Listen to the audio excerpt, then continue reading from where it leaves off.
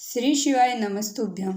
सावन मास की अमावस्या का विशेष महत्व है और इस दिन भगवान शिव और माता पार्वती के साथ पीपल की पूजा करने का भी विधान है। माना जाता है अमावस्या के दिन पीपल की पूजा करने के बाद कथा सुनने व पढ़ने मात्र से जीवन के सभी संकट दूर हो जाते हैं और जीवन में सुख समृद्धि आती है।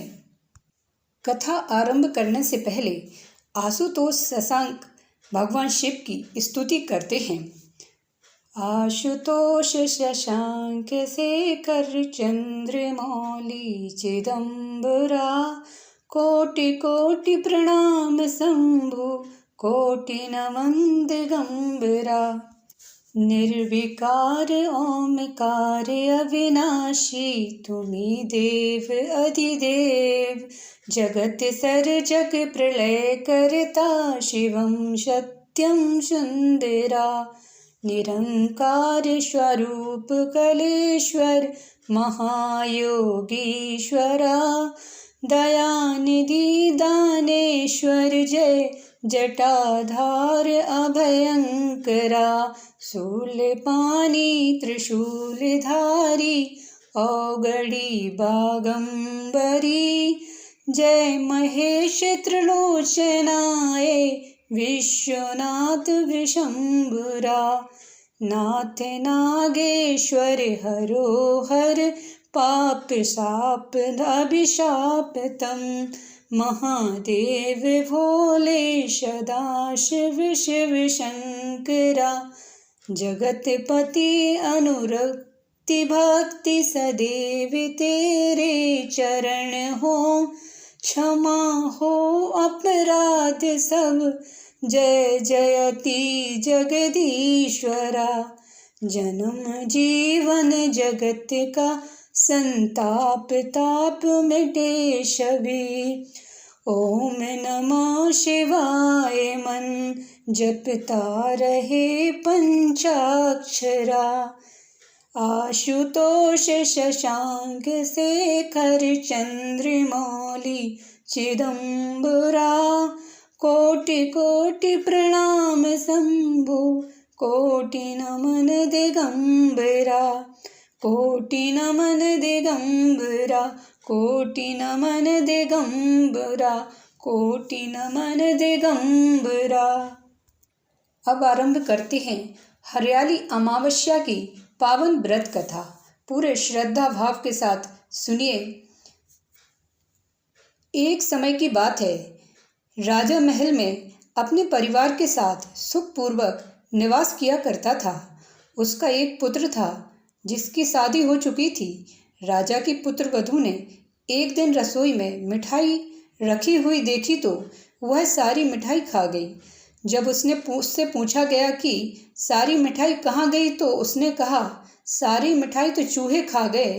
पुत्र वधू की यह बात चूहों ने सुन ली और वे इस गलत आरोप को सुनकर अत्यंत क्रोधित हुए। इसके बाद उन्होंने राजा की बहू को सबक सिखाने का निश्चय कर लिया। कुछ दिनों के बाद महल में कुछ मेहमान आए। चूहों ने सोचा कि यह अच्छा मौका है राजा की पुत्र वधू को सबक सिखाने का। बदला लेने के लिए चूहों ने बहू की साड़ी चुराई और उसे जाकर अतिथि के कमरे में रख दी।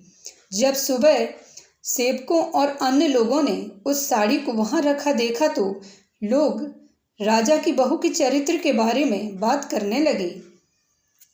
यह बात जंगल में आग की तरह पूरे गांव में फैल गई। जब यह बात राजा के कानों तक पहुंची तो उसने अपनी पुत्र वधू के चरित्र पर शक करते हुए उसे महल से निकाल दिया। राजा की बहू महल से निकलकर एक झोपड़ी में रहने लगी और नियमित रूप से पीपल के एक वृक्ष के नीचे दीपक जलाने लगी। इसके साथ ही वह पूजा करके गुड़धानी का भोग लगाकर लोगों में प्रसाद वितरित करने लगी।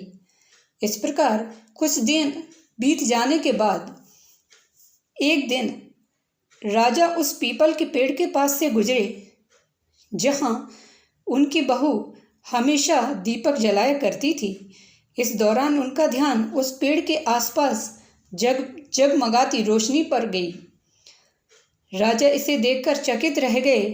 महल में वापस आने के बाद उन्होंने अपने सैनिकों से उस रोशनी के रहस्य का पता लगाने के लिए कहा।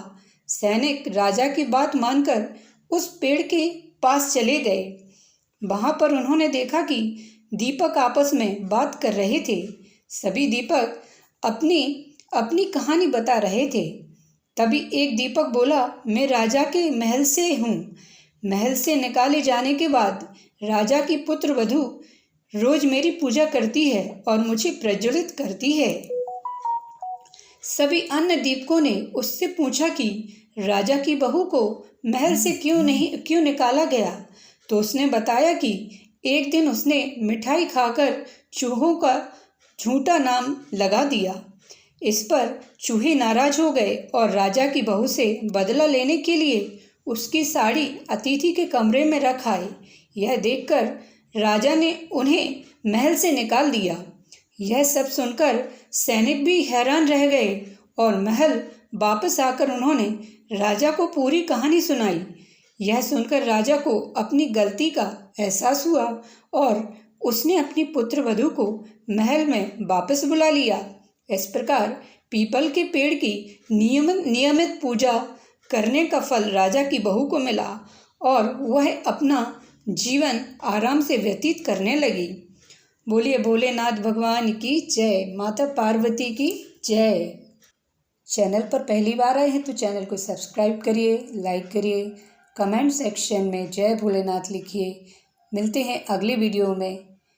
ओम नमः शिवाय। जय श्री राधे।